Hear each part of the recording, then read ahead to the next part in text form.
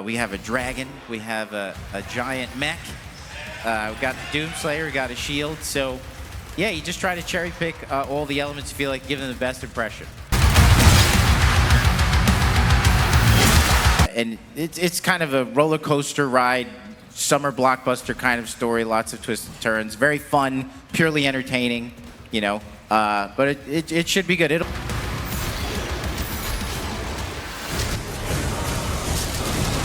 I just crashed, didn't I? What is going on, man? Hey guys, Doom is back and so am I. And normally I would try to mimic the people I watch a lot, and you can already see that by the editing, but I'm not really good at writing how I feel about games, movies, and music. So instead, I'm gonna just do it the simplest way possible that I know how, which is a ranking. But first, I'm going to explain how we're going to do this ranking, okay? So, we're going to rank all the levels, but first we're going to go through them each one by one in chronological order that they appear in the game. Then, I'm going to rank them at the end. I'm going to base them on three things: the combat, the visuals, and the exploration, because I think these are the three components that make up a good Doom level. Other than that, I played this twice. I played this on Ultraviolence and Nightmare, so I think I have a pretty good grasp on how to rank all these levels. But besides that, I think we could just get into the ranking, and let's just get to start because I just want to get with the jokes.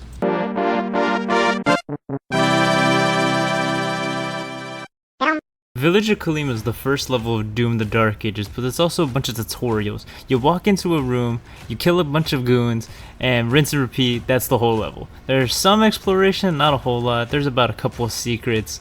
You don't have any challenges, and you don't even have the chainsaw shield, so you can't even dash around. So this level is pretty slow on a replay.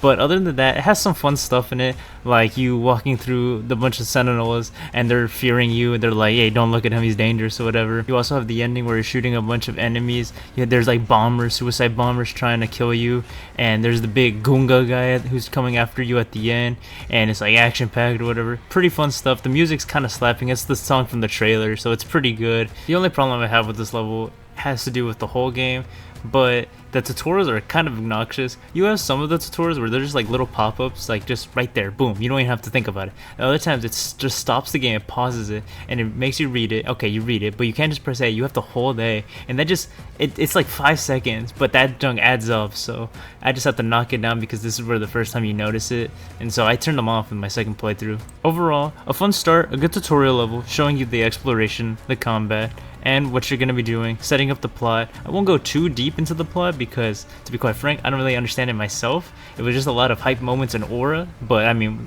what else do you want in a Doom game? Habeth is just another standard Doom level, honestly. Basically, you introduce gold, you introduce the plasma rifle, the chainsaw shield, bash, leaders, and it's just everything from the first level expanded upon. So it just makes it a better level than the first, and a lot better than some of the middle. You'll find out later that I really don't care for that middle part, especially Siege Part 1. I'm looking at you, I hate Siege Part 1. We'll get to it when we get to it, but this one's alright.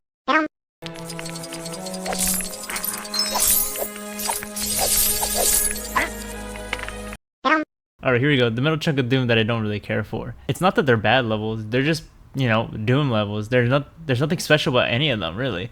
Most you'll get out of them is that there's a boss fight at the end, or it's the dragon level or something, or in Siege Part 1, just plain bad. These middle levels get way too long, way too big. I think this is a more fitting conversation for Siege Part 1, so I'll save it for that. As for this level, I have to watch this gameplay over and over so many times just to remember which one this was. This is the one with the champion at the end, which is your first boss, and it's a fine first boss. They do the thing where the bosses become enemies right later on, but this game is just way too easy with any gun you pick that these bosses are just nothing. I will say though, this level, the first time I played it, did give me heck whenever I would play this part of this level. That part took me a while to master. This next time I played it on Nightmare was somehow easier, so I don't know if they balanced it, because I don't know if you guys know this. As I'm making this, they're balancing this game. They're doing patch notes and stuff in real time, so this could get outdated a lot, or I just suck at this game.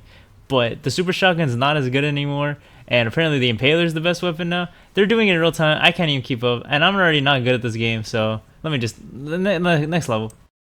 Dragon City is the first level of the dragon levels. Listen, they're hit or miss. Sometimes they're fun, sometimes it's cool, like in this level where you're flying throughout the whole city, allowing to make it a grandiose scene. However, in other levels, they overstay their welcome a lot. Like the more open-ended levels, the dragon ones just don't need to be that long, and these levels go on for way too long. Plus, I don't even care to fly that dragon. It isn't that fun. All you do is dodge and shoot. And for instance, this level is kind of nothing. I have to scroll through a lot of these levels because a lot of them look the same to me, and I think it has to do with the medieval theming not allowing these levels to have more variety towards them. You'll see later on when they go for more of the cosmic themes, or there's giant set pieces that are more memorable, or the ones I care for the most because at least they stick with me. This one's not going to stick with me at all, so yeah, this is going to go towards the bottom. It sucks. Nah, but for real though, I hate this level. This level's too long. There's too much to collect. There's way too many arenas. It is not fun to go back and forth just because you got a key to get more gold.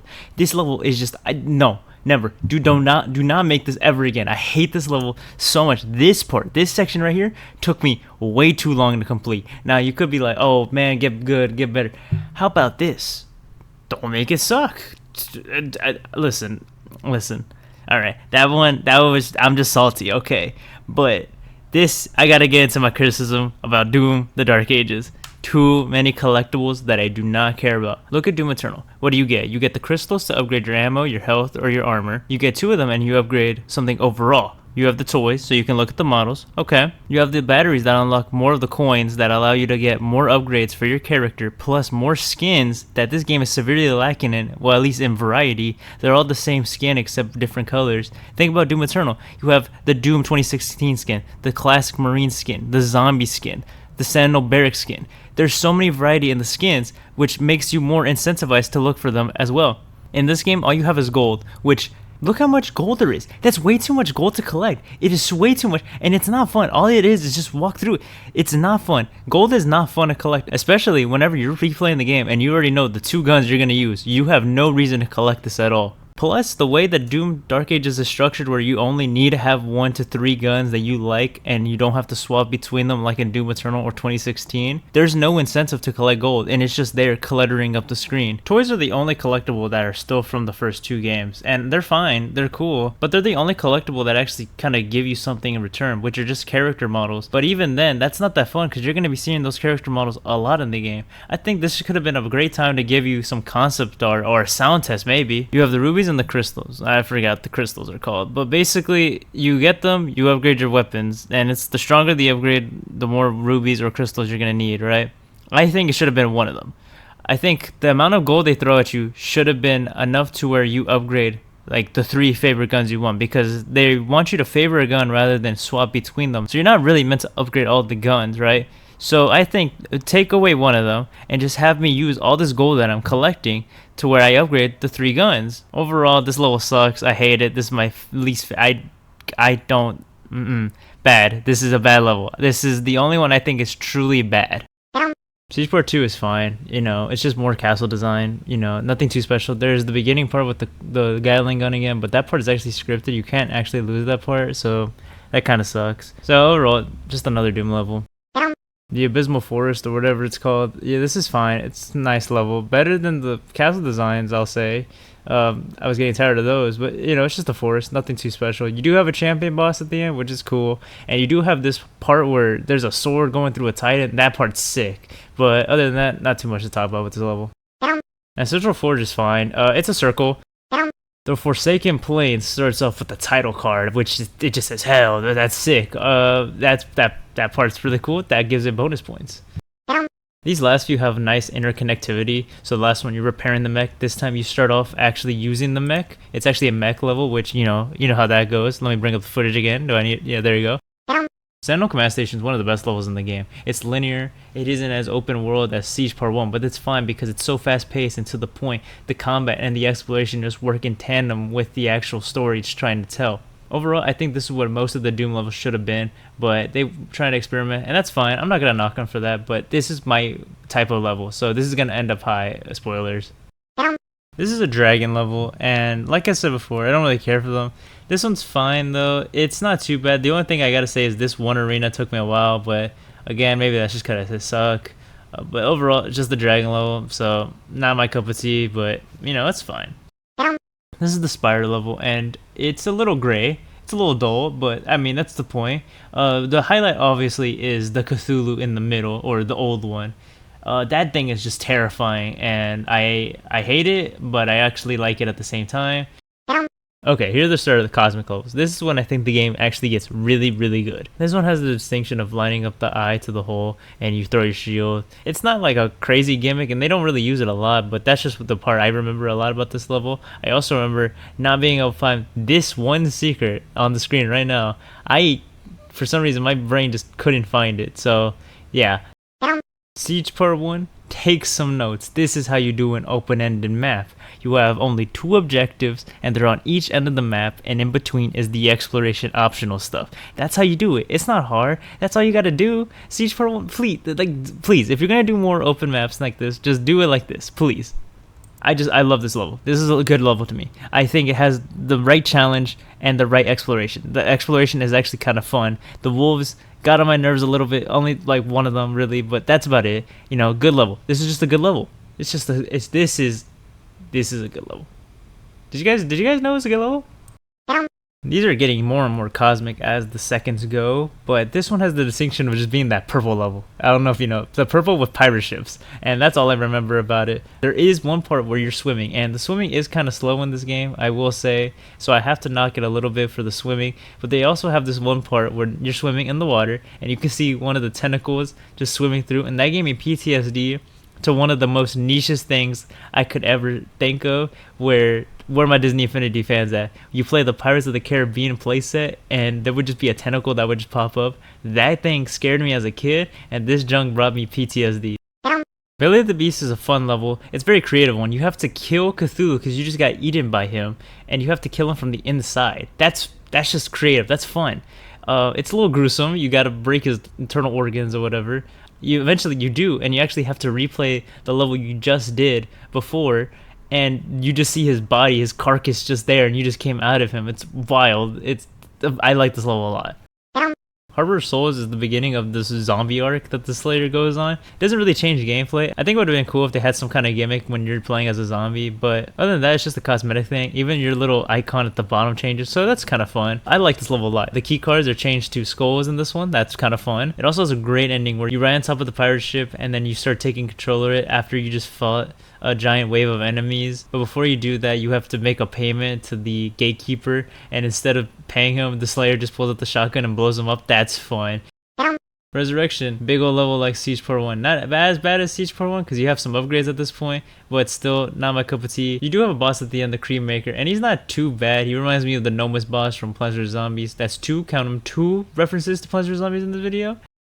I don't even need to look back. This level's great. You start off right in the King's Alien because yours is broken and it gives you missiles. It doesn't make the gameplay that much more interesting, but at least it is pretty cool, and you have a cape, and everyone knows I like capes. Next, you get thrown into your first boss battle of the level where you fight the old one, and that junk's sick. It's just a game of Punch-Out but with Cthulhu, so obviously it's good. Then you get thrown into your second boss battle with Jonathan or whatever his name is. Jonathan comes in.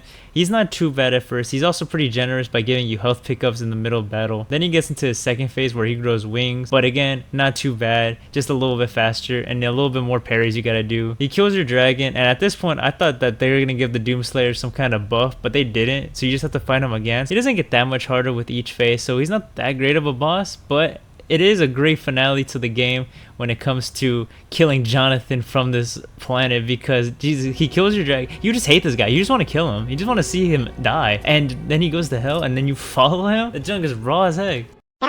Reckoning is the final level of the game, and it's just a normal Doom level, which I think is the best way they could have gone out with it. You go back to hell to go kill Jonathan for the last time, and you lead an army of sentinels. That junk is cool. It's just a good Doom level. The final boss, it's not too hard. It's actually pretty simple. You just gotta go back and forth between killing Jonathan and the witch. They're not too bad. Has a sick finale where you do bash a skull in with the mace. That's hard. And then the game ends, and it kind of sets up probably the DLC that's going to come in later. Overall, just a nice, good finale, a pretty solid level, but not my favorite though. And those are all the Doom levels in order. Listen, I know I didn't say a lot because I really didn't. There wasn't a lot to say about a lot of these levels. These levels just kind of blend in together. They're fun when you're playing them, but after a while, it's not that memorable. I think Doom Eternal was a way more memorable game. And I know I say Doom Eternal a lot. I just like that game a lot. And this game could never live up to my expectations, and I think it just met them, but it never exceeded them. But overall, this game is not bad, and it's definitely worth getting on Game Pass. $70? I don't know. especially physically. You don't even get the whole game. I can rant about that another time. But listen, this game is fun. Now we're gonna get to the actual rankings. Of course, I'm gonna put a time step here because I know that's the only thing people care about. So let's just get into it.